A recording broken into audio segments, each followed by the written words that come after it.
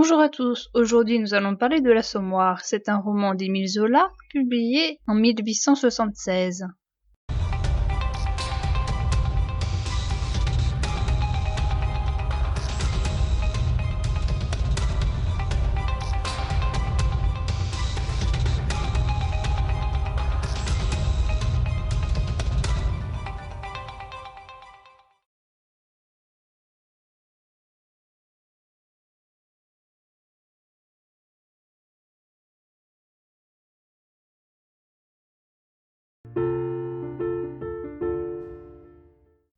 Gervaise a attendu Lantier une bonne partie de la nuit. Il a prétexté une recherche de travail, mais Gervaise l'a vu aller à un bal avec Adèle. Gervaise est à l'hôtel avec ses deux enfants. Au petit matin, Lantier n'est toujours pas là. Il arrive vers les 8 heures, sa femme et ses enfants pleurent, ce qui lui donne envie de repartir.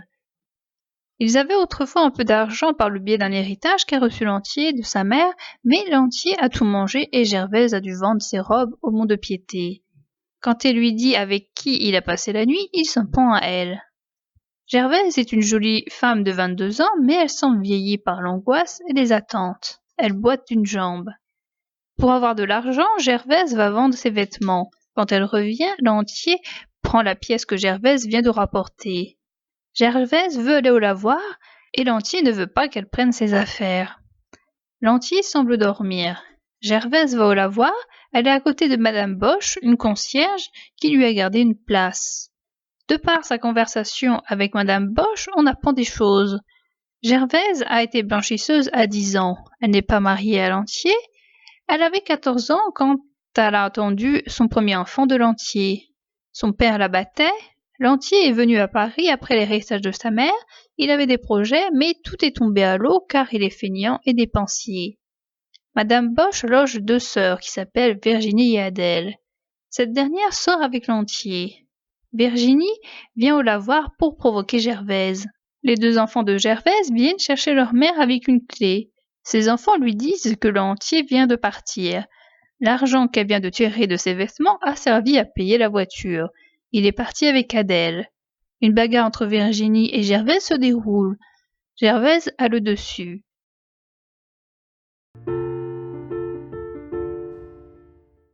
Trois semaines plus tard, on retrouve Gervaise avec Coupeau à un débit de poisson qui s'appelle l'Assommoir. Coupeau est intéressé par Gervaise, mais ce n'est pas le cas de Gervaise. Elle se méfie maintenant des hommes, elle n'a pas le temps de s'amuser, elle a deux bouches à nourrir chez elle, et elle a un nouveau travail chez Madame Fauconnier. Gervaise lui parle de sa famille. Sa mère est morte de fatigue après avoir travaillé pour le père Macquart. Ce dernier battait sa mère et elle pense que c'est pour cela qu'elle boite. Coupeau est un ouvrier zingueur. Il n'arrête pas de parler d'une union entre Gervaise et lui et il lui fait voir les avantages de cette union. À force d'être tanné, Gervaise cède. Coupeau l'emmène chez sa sœur, Madame Lorilleux, ainsi que chez le mari de sa sœur. Ils sont connus pour bien gagner leur vie. Ils travaillent l'or pour en faire des chaînes. Ils disent leur désaccord à propos de cette union qui ne leur plaît pas, car Gervaise est pauvre, car elle n'est pas forte physiquement et car elle a deux enfants.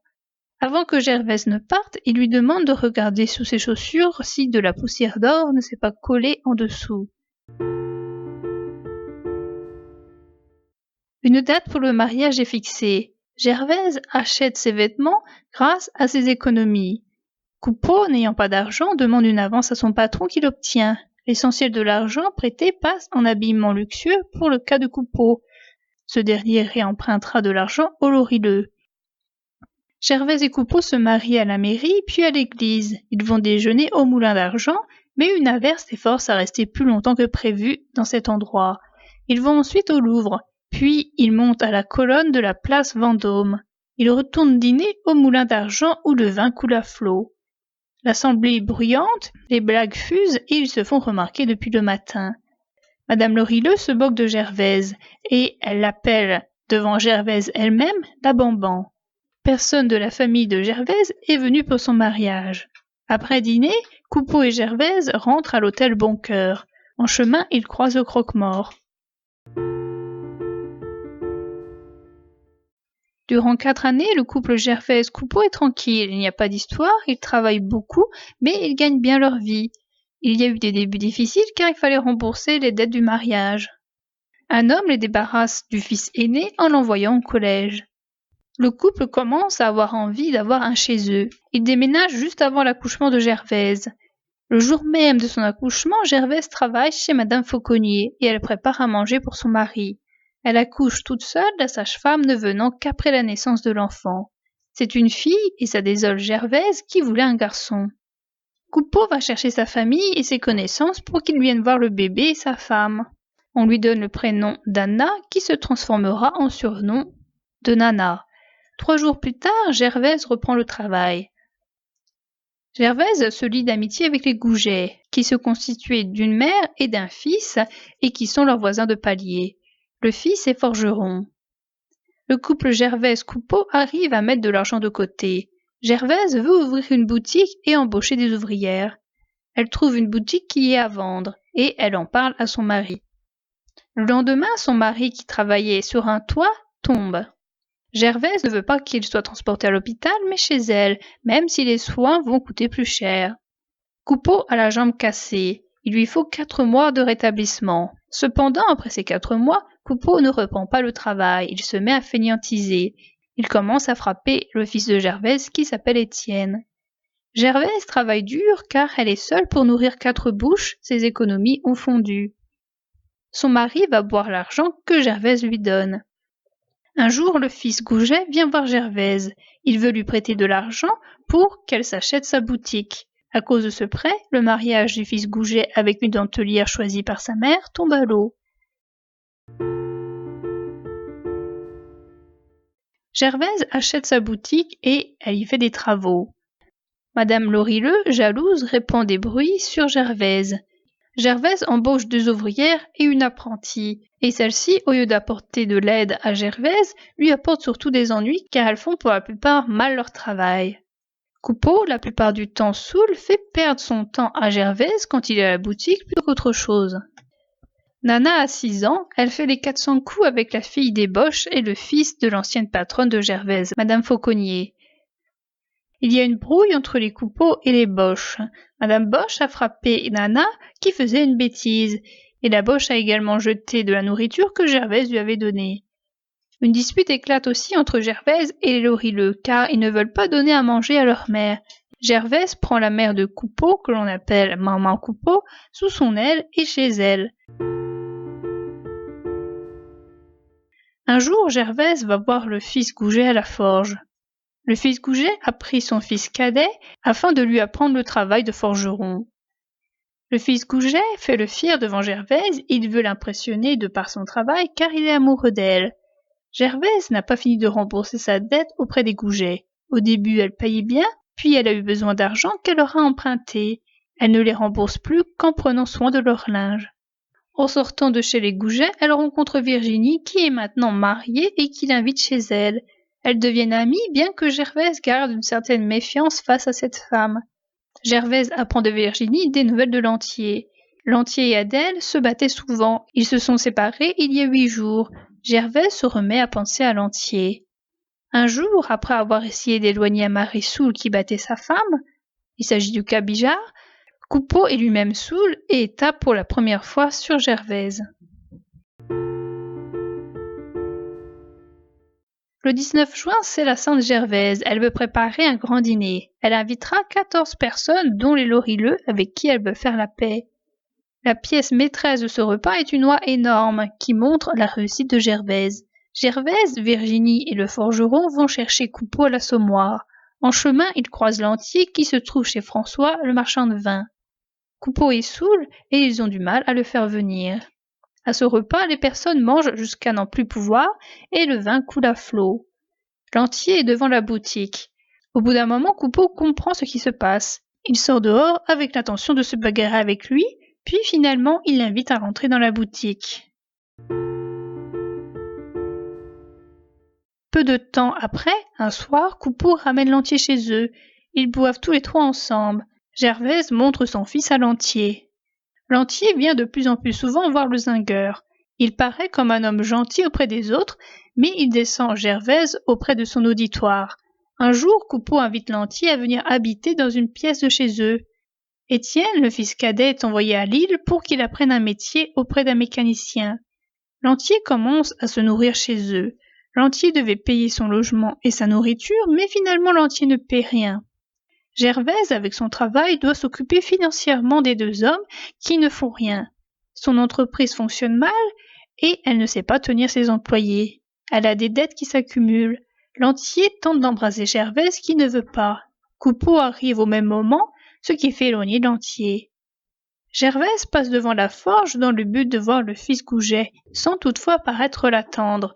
Ils se voient. Le fils Goujet croyait que Gervaise s'était remise avec Lantier. Elle le rassure en lui disant que non. Il lui propose de partir avec lui. Elle refuse en disant qu'elle ne peut pas partir à cause de son mari et de ses enfants. Cela fait 2 nuits que Coupeau découche.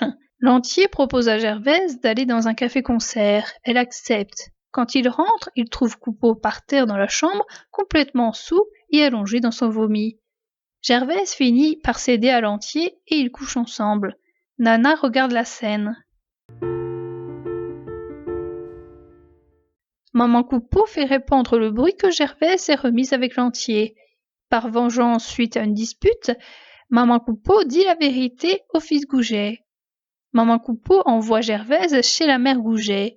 Cette dernière parle très mal à Gervaise à cause du linge en retard, perdu ou abîmé.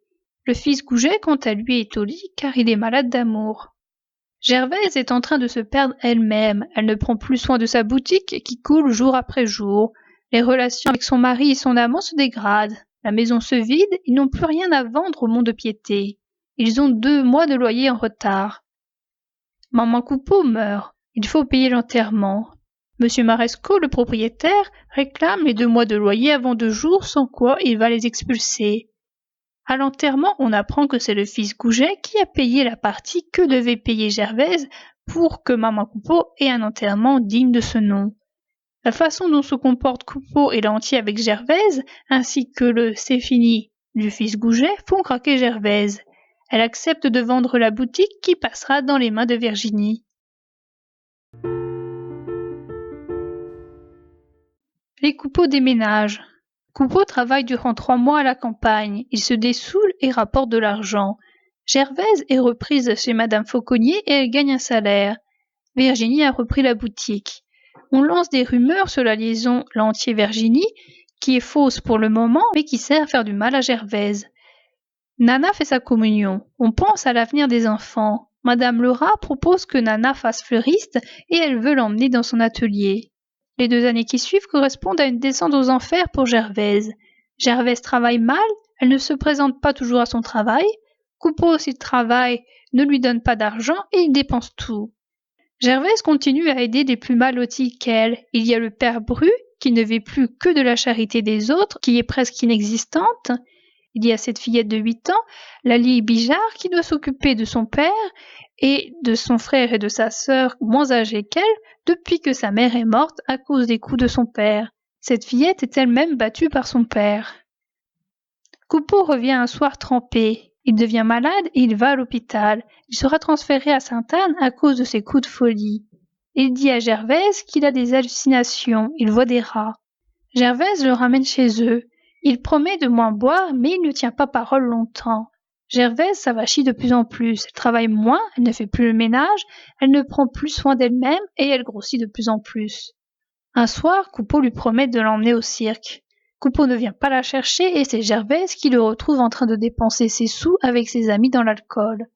Il lui propose de boire un coup. Pour la première fois, elle accepte. Elle s'aperçoit que l'alcool lui fait de bien car elle n'a plus faim, elle est bien avec son mari et ses soucis s'envolent. Nana a 15 ans. Elle est devenue belle et dévergondée. Elle travaille en tant qu'ouvrière fleuriste avec Madame Lerat. Madame Lerat remarque un homme qui regarde Nana et qui la suit depuis quelques jours. Madame Lerat remarque que Nana attire plusieurs hommes. Quand Coupeau apprend la nouvelle, il se fâche. Il veut faire disparaître cette attirance qu'ont les hommes pour Nana, alors que contrairement à ce qu'il pense, Nana n'y est pour rien. Chez elle, Nana est battue. Elle a froid, elle a faim, et ses 2 parents sont la plupart du temps saouls. Nana finit par partir avec le vieux qui la guettait chez la fleuriste.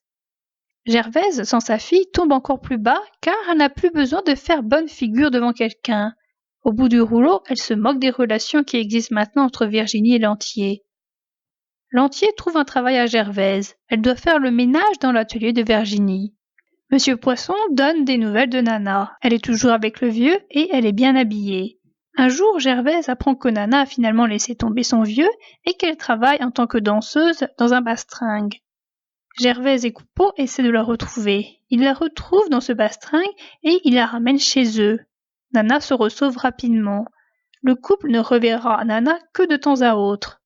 Nana tombe quelquefois dans la misère, mais d'autres fois, des riches monsieur l'entretiennent. Parce qu'à la fin, Gervaise demande 10 sous au Lorileux qui ne lui donne pas. En sortant de chez eux, elle se rend chez la petite fille Lalie, car elle a entendu des bruits bizarres. Gervaise apprend qu'elle va bientôt mourir à cause de la misère et des mauvais traitements de son père. Gervaise cherche Coupeau qui est en train de dépenser de l'argent dans l'alcool et qui ne veut pas lui donner d'argent afin qu'elle puisse manger. Il lui conseille de se prostituer. Gervaise tente de se prostituer mais elle ne trouve pas de clients. Elle tombe sur le fils Goujet qui l'invite chez lui et lui offre à manger. Il lui dit qu'il l'aime encore. Gervaise, sous le coup de l'émotion, s'enfuit. Quand elle revient chez elle, Lalie est morte. Elle rencontre le croque-mort et elle lui dit de l'emmener. Mais le croque-mort ne peut rien faire tant qu'elle n'est pas morte. On écrit à Gervaise que son mari est mourant à Sainte-Anne. Il est devenu encore plus fou que les fois précédentes et il n'arrête pas d'avoir des hallucinations. Il meurt au bout de 4 jours. Gervaise dégringole. On lui enlève sa chambre et on lui passe la niche du père Bru qui est mort peu de temps auparavant. Elle y meurt de faim, de froid et de misère. Différents sens peuvent être donnés au nom assommoir. L'assommoir peut être vu comme un débit de poisson. Il peut être aussi un piège à bascule destiné à assommer certains animaux. Ça peut être également un instrument qui sert à assommer. Et enfin, un coup d'assommoir peut être défini comme un événement accablant par sa soudaineté et par sa brutalité. L'assommoir a une place centrale au sein du roman. Ce nom est dans le titre. Il s'agit du lieu où se rencontrent beaucoup de personnages du roman. C'est le lieu où Gervaise va souvent chercher son mari. C'est un des lieux que fréquente son mari et aussi son ex-compagnon Lantier. C'est le bistrot du quartier. C'est le bâtiment que voit Gervaise de sa chambre d'hôtel dans le chapitre 1. C'est le lieu qui apporte de la misère à Gervaise. C'est le lieu qui apporte de la misère aux femmes en général. C'est le lieu qui capte tout l'argent des salaires. Au début du roman, au chapitre 2, Gervaise dit avoir des rêves tout simples. Elle veut avoir un toit sur la tête, avoir à manger, avoir un mari qui ne la bat pas. Finalement, Gervaise n'aura aucun de ces éléments. Une vie simple chez les ouvriers de cette époque n'était pas simple à avoir. Gervaise et Coupeau rêvent d'habiter la grande maison qui est l'immeuble de la Goutte d'Or où habite la sœur de Coupeau. Cependant, quand on lit les passages décrivant cet immeuble, rien ne fait rêver. Si nous nous penchons sur le roman, nous avons les phrases suivantes. À l'intérieur, les façades avaient 6 étages, 4 façades régulières enfermant le vaste carré de la cour. C'étaient des murailles grises, mangées d'un lèpre jaune, rayées de bavures par l'égouttement des toits, qui montaient toutes plates du pavé aux ardoises, sans une moulure. Seuls les tuyaux de descente se coudaient aux étages, où les caisses béantes des plombs mettaient la tache de leur fond trouillé. Les fenêtres sans persiennes montraient des vitres nues, d'un vert glauque d'eau trouble. Certaines, ouvertes, laissaient pendre des matelas à carreaux bleus qui prenaient l'air. D'autres, devant, sur des cordes tendues, des linges séchaient, toute la lessive d'un ménage, les chemises de l'homme, les camisoles de la femme, les culottes des gamins. Il y en avait une au 3e où s'étalait une couche d'enfants, emplâtrée d'ordures. Du haut en bas, les logements trop petits crevaient au dehors, lâchaient des bouts de l'air par toutes les fentes.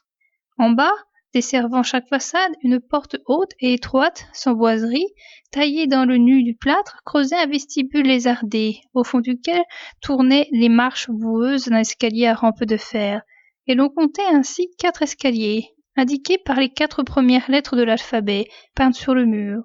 Les rez-de-chaussée, aménagés en immenses ateliers, fermés par des vitrages noirs de poussière. La forge d'un serrurier y flambait. On entendait plus loin des coups de rabot d'un menuisier, tandis que, près de la loge, un laboratoire de teinturier lâchait à gros bouillons ce ruisseau d'un rose tendre coulant sous le porche. salie de flaques d'eau teintée, de copeaux, d'escarbilles de charbon, plantée d'herbes sur ses bords, entre ses pavés disjoints, la cour s'éclairait d'une clarté crue, comme coupée en deux par la ligne où le soleil s'arrêtait.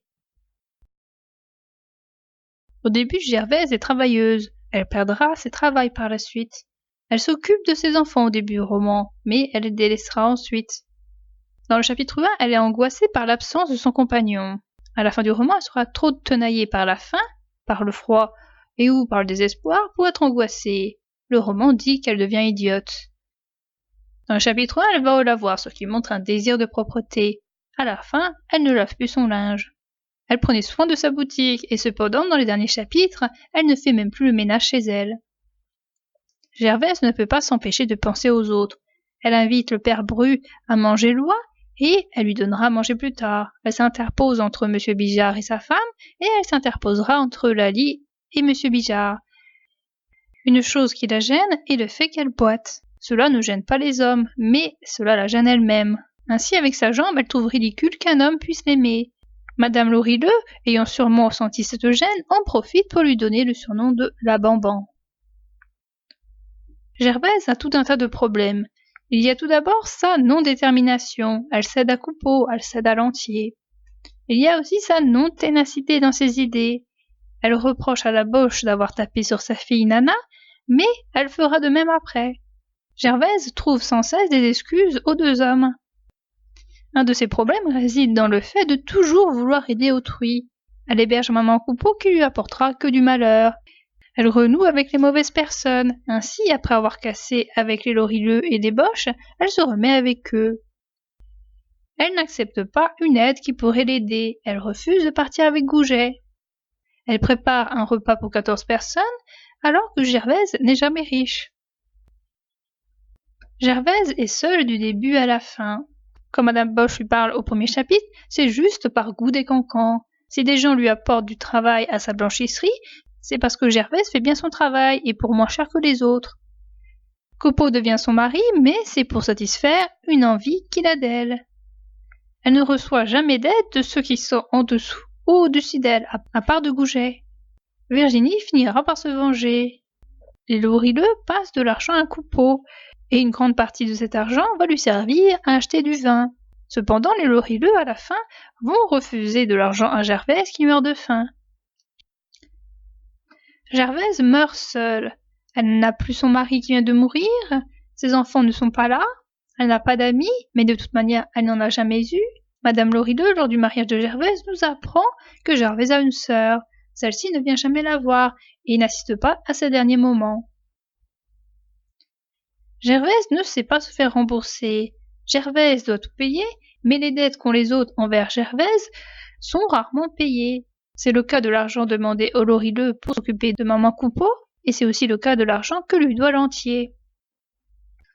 Les deux problèmes de Gervaise proviennent des hommes, mais aussi des femmes. Les hommes sont ceux qui lui pompent son argent.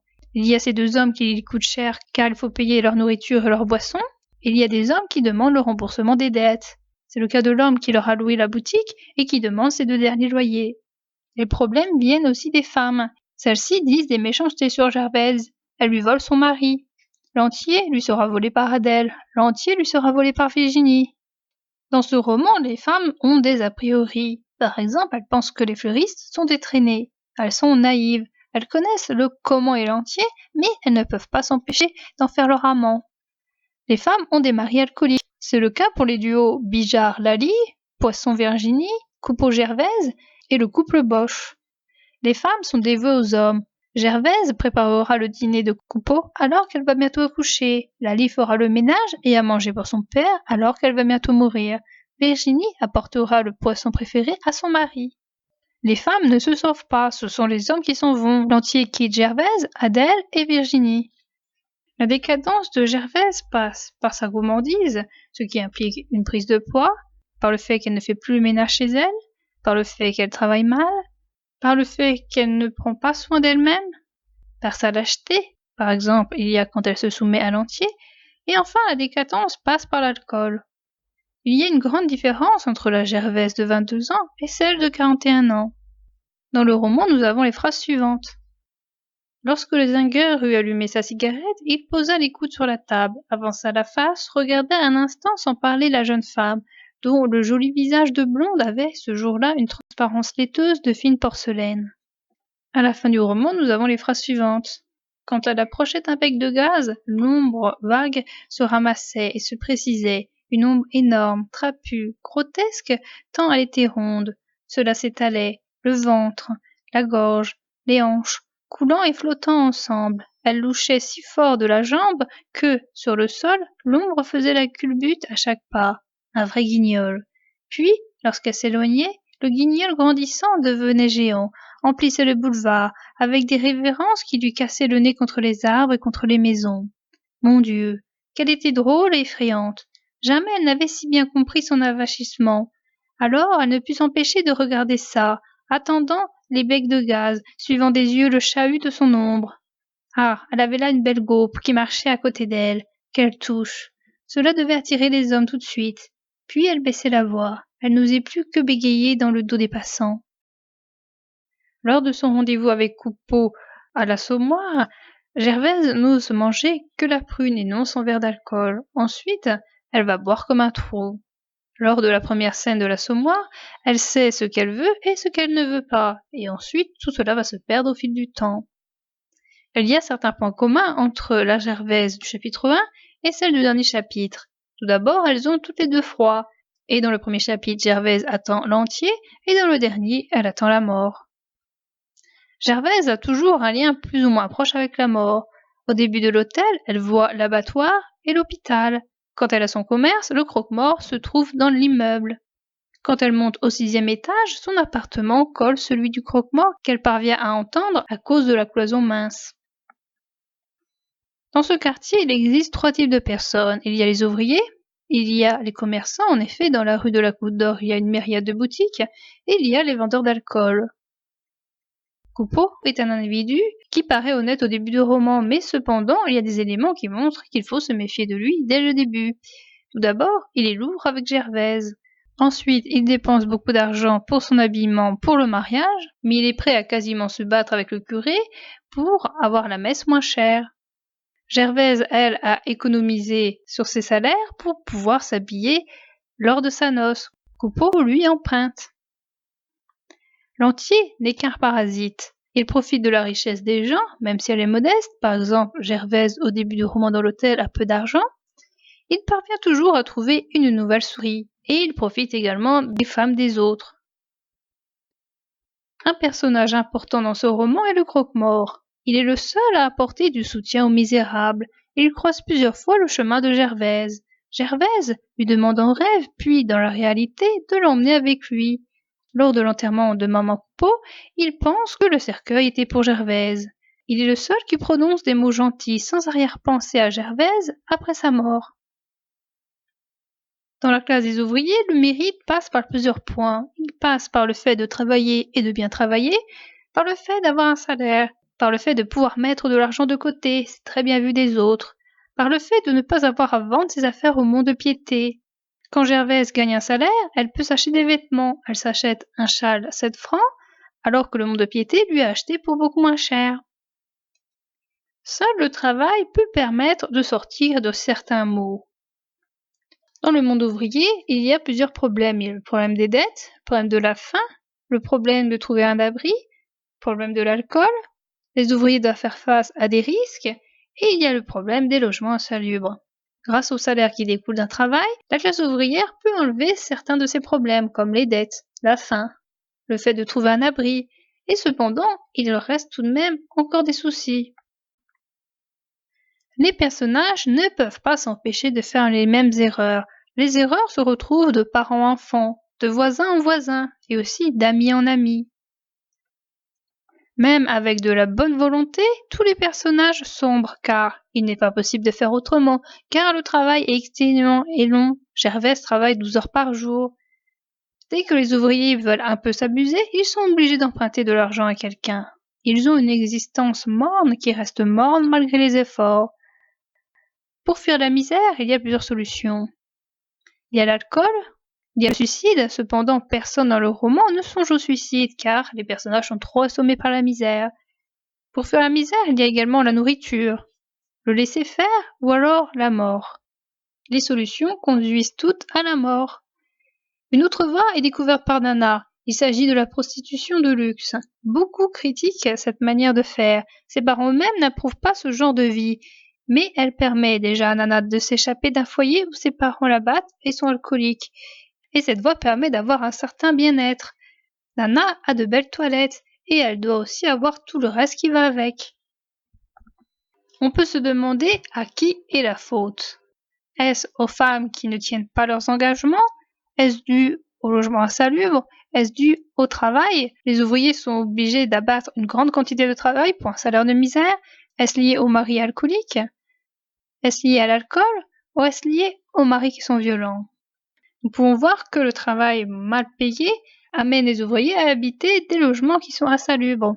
Quasiment tous les logements décrits dans le quartier de la Goutte d'Or sont insalubres. Les conditions de travail, ainsi que les logements qui sont insalubres, poussent les maris à s'alcooliser. À cause de l'alcool, les maris deviennent violents. Au deuxième vers, Gervaise ne sentit plus la faim qui la tourmentait. Maintenant, elle était raccommodée avec Coupeau. Elle ne lui en voulait plus de son manque de parole. Ils iraient au cirque une autre fois. Ce n'était pas si drôle, des faiseurs de tours qui galopaient sur des chevaux. Il ne pleuvait pas chez le père Colombe. Et si la paix fondait dans le fil en quatre, on se la mettait sur le torse au moins. On la buvait limpide et luisante comme du bel or liquide. Ah, elle pouvait joliment flûter le monde. La vie ne lui offrait pas tant de plaisir. D'ailleurs, ça lui semblait une consolation d'être de moitié dans le nettoyage de la monnaie. Puisqu'elle était bien, pourquoi donc ne serait-elle pas restée? On pouvait tirer le canon, elle n'aimait plus bouger quand elle avait fait son tas. Elle mijotait dans une bonne chaleur, son corsage collé à son dos, envahi d'un bien-être qui lui engourdissait des membres. Elle rigolait toute seule, les coudes sur la table, les yeux perdus, très amusée par deux clients, un gros mastoc et un abo, à une table voisine en train de s'embrasser comme du pain, tant ils étaient gris. Oui, elle riait à l'assommoir, à la pleine lune du père Colombe, une vraie vessie de Saint-Doux, aux consommateurs fumant leur brûle-gueule, criant et crachant aux grandes flammes du gaz qui allumaient les glaces et les bouteilles de liqueur. L'odeur ne la gênait plus, au contraire, elle avait des chatouilles dans le nez, elle trouvait que ça sentait bon. Ses paupières se fermaient un peu tandis qu'elle respirait très court, sans étouffement, goûtant la jouissance du lent sommeil dont elle était prise. Puis, après son troisième petit verre, elle laissa tomber son menton sur ses mains, elle ne vit plus que Coupeau et les camarades, et elle demeura nez à nez avec eux, tout près, les joues chauffées par leur haleine, regardant leur barbe sale, comme si elle en avait compté les poils. Elle était très saoule à cette heure. Mes bottes bavaient, la pipe aux dents, d'un air muet et grave d'un bœuf assoupi. Bibi la Grillade racontait une histoire. La façon dont il vidait un litre d'un trait lui en fichait un tel baiser à la régale qu'on lui voyait le derrière. Cependant, Bec Salé, dit Boisson Soif, était allé chercher le tourniquet sur le comptoir et jouait des consommations avec Coupeau. De Sens, t'es rupin, tu amènes les gros numéros à tout coup. Les plumes du tourniquet grinçaient, l'image de la fortune, une grande femme rouge placée sous un verre tournait et ne mettait plus au milieu qu'une tache ronde, pareille à une tache de vin. 350. T'as donc marché dedans, bougre de Lascar. Ah zut, je ne joue plus. Et Gervaise s'intéressait au tourniquet. Elle soifait à tire-larigot et appelait mes bottes mon fiston. Derrière elle, la machine à souler fonctionnait toujours, avec son murmure de ruisseau souterrain. Et elle désespérait de l'arrêter, de l'épuiser, prise contre elle d'une colère sombre, ayant des envies de sauter sur le grand alambic, comme sur une bête, pour le taper à coups de talon et lui crever le ventre. Tout se brouillait. Elle voyait la machine remuer. Elle se sentait prise par ses pattes de cuivre, pendant que le ruisseau coulait maintenant au travers de son corps. Puis la salle dansa, avec des becs de gaz qui filaient comme des étoiles. Gervaise était poivre. Elle entendait une discussion furieuse entre Bec Salé et dit Boisson Soif et cet encloué de père Colombe. Voilà un voleur de patron qui marquait à la fourchette. On n'était pourtant pas à Bondy. Mais, brusquement, il y eut une bousculade, des hurlements, un vacarme de tables renversées. C'était le père Colombe qui flanquait la société dehors, sans se gêner, en un tour de main. Devant la porte, on l'engueula, on l'appela fripouille. Il pleuvait toujours. Un petit vent glacé soufflait. Gervaise perdit Coupeau, le retrouva et le perdit encore. Elle voulut rentrer. Elle tâtait les boutiques pour reconnaître son chemin. Cette mission l'étonnait beaucoup. Au coin de la rue des Poissonniers, elle s'assit dans le ruisseau, elle se crut la voir. Toute l'eau qui coulait lui tournait la tête et la rendait très malade. Enfin, elle arriva. Elle fit l'arrêt devant la porte des concierges, chez lesquels elle vit parfaitement les lorileux et les poissons attablés, qui firent des grimaces de dégoût en l'apercevant dans ce bel état. Jamais elle ne sut comment elle avait monté les 6 étages. En haut, au moment où elle prenait le corridor, la petite Lalie, qui entendait son pas, accourut, les bras ouverts dans un geste de caresse, riant et disant « Madame Gervaise, papa n'est pas rentré, venez donc voir dormir mes enfants. Oh, ils sont gentils. » Mais en face du visage hébété de la blanchisseuse, elle recula et trembla. Elle connaissait ce souffle d'eau-de-vie, ces yeux pâles, cette bouche convulsée. Alors Gervaise passa en trébuchant, sans dire un mot, pendant que la petite, debout sur le seuil de sa porte, la suivait de son regard noir, muet et grave.